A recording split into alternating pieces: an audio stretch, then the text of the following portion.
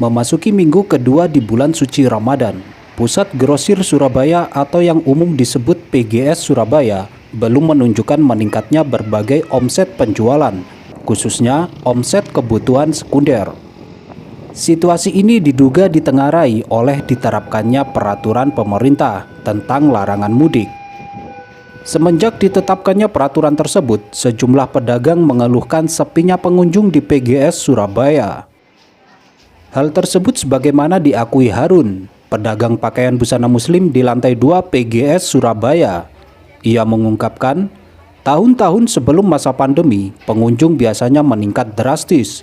Bahkan, peningkatan jumlah pengunjung biasanya terlihat sebelum bulan puasa.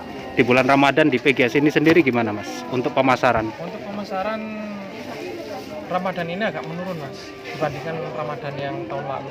Tahun-tahun lalu? Iya, tahun-tahun yang sebelumnya tahun ini masih bagus tahun lalu. Terus sekarang ini orang jarang beli ke pasar, nggak kayak tahun kemarin. Jadi omsetnya ada penurunan ya? Ada penurunan. Tapi biasanya kalau ini kan masih kondisi pandemi, Mas ya? Iya. Kalau sebelum pandemi itu biasanya kalau di bulan Ramadan kan pasti peningkatan. Iya. Itu peningkatannya di hari-hari keberapa biasanya, Mas?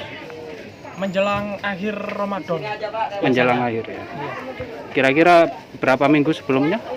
Seminggu. Seminggu sebelumnya ya? Ramadan. Baru ada peningkatan. Baru ada peningkatan. Ini di sini jual grosir apa ya, Mas? Grosir bisa, ngecer bisa. Tapi kalau pandemi ini kan sudah berjalan 1 tahun ini, Mas. 1 tahun ini ya. Dibanding dengan tahun yang lalu?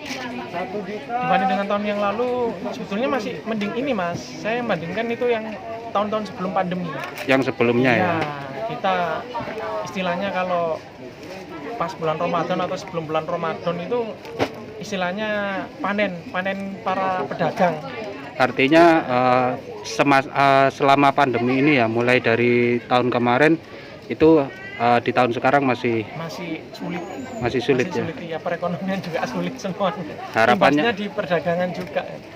Harapannya, Mas, boleh disampaikan? Harapannya ke depannya pemerintah melonggarkan lah, nggak usah ada terlalu ketat. Ya, protokol kesehatan tetap kita lakukan, asalkan jangan terlalu ketat, mudik nggak boleh. Imbasnya apa? Imbasnya tetap kembali ke kita, Mas, para pedagang itu loh. Kalau orang daerah-daerah dicegal masuk di kota Surabaya atau kota-kota besar lainnya, kan imbasnya juga di perdagangan. Orang mau ambil barang kan nggak bisa. Orang mau belanja masuk ke sini, kita kan Surabaya kan pusat perdagangan kedua selain Jakarta kan. Nah, kalau kota-kota besar ditutup, otomatis kan perdagangan kan juga macet juga, Mas. Oke. Harapannya seperti itu dari saya. Namun demikian, meski masih dalam kondisi pandemi, pedagang tidak menampik bahwa omset penjualan masih lumayan dirasakan pada tahun ini ketimbang bulan puasa setahun yang lalu. Bu, siapa namanya? Utami. Ibu Utami. Ibu Utami di PGS ini Ibu jualan apa? Busana muslim juga ya? Iya. Kondisi pasarnya sekarang ini di masa pandemi tapi di bulan puasa gimana? Kalau tahun sekarang sama tahun yang lalu lumayan sekarang lah, sudah ada peningkatan sedikit. Ketimbang dari tahun kemarin ya? Iya. Awal pandemi itu memang benar-benar drop. Untuk apa peningkatan penjualan sendiri, Bu? Ini kan di bulan puasa. Biasanya kalau di Lebaran itu gimana, Bu? Kalau sekarang ini ya, Mas, enggak pengaruh ya. Mau Lebaran apa enggak ini. Kayaknya kurang berpengaruh, Bu. Iya. Apa mungkin karena peraturan standar aja kayaknya. Iya. Mungkin juga seperti itu. Tapi kalau tahun-tahun sebelumnya biasanya langsung ini, Bu, ya? Terlihat lonjakan, Bu. Kelihatan banget kalau tahun-tahun sebelum pandemi ya. Kayak sekarang ini enggak. Sekarang pun meskipun agak longgar, ya biasa aja. Biasa aja, Bu. Bu, PGS ini kan pernah di lockdown ya tahun kemarin. Nah, kondisinya saat itu gimana, Bu? Bisa diceritakan nggak? Kalau kondisinya ya benar-benar apa ya? Nggak bisa diharapkan. Kita tidak bisa ngomong. Nggak bisa kondisi ngomong. yang dulu itu kita benar-benar tidak bisa ngomong.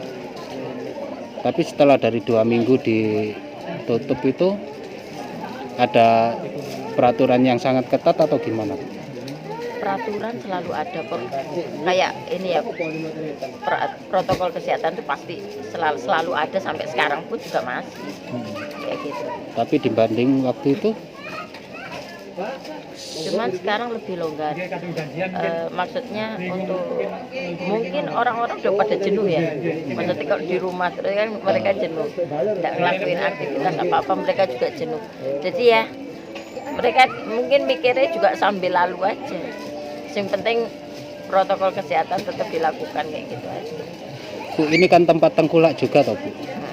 Nah, ada perbedaan nggak Bu dengan para tengkulak waktu mereka 180 derajat ada. ada?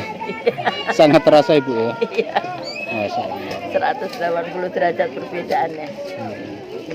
Sementara itu, selain Pasar Kapasan, PGS Surabaya juga menjadi tujuan bagi warga Jawa Timur untuk mendapatkan barang secara grosir, seperti peralatan dapur, perabotan rumah tangga, pakaian, bahkan mainan anak-anak pun ada di PGS Surabaya.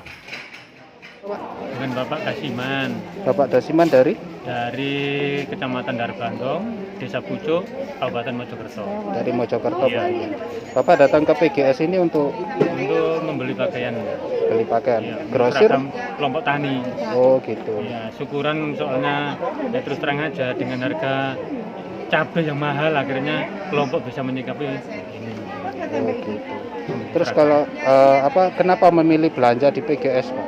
Ya, soalnya kan ini pusat grosirnya yang dikenal dari wilayah Darbandong, kenal di sini. Jadi lebih memilih harga grosirnya Pak. Iya, iya. Oke kalau gitu. Pak, ini kan masa pandemi. Tidak ada rasa khawatir atau bagaimana Pak? Ya terus terang kalau khawatir tetap ada. Ya, tapi kalau kita khawatir terus, kita kan nggak bisa apa-apa nanti. Pak, harapannya untuk pemerintah Pak?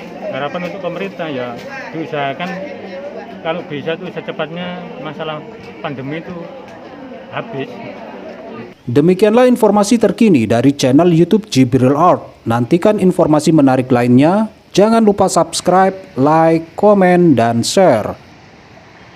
Dari Surabaya, Jibril Art melaporkan.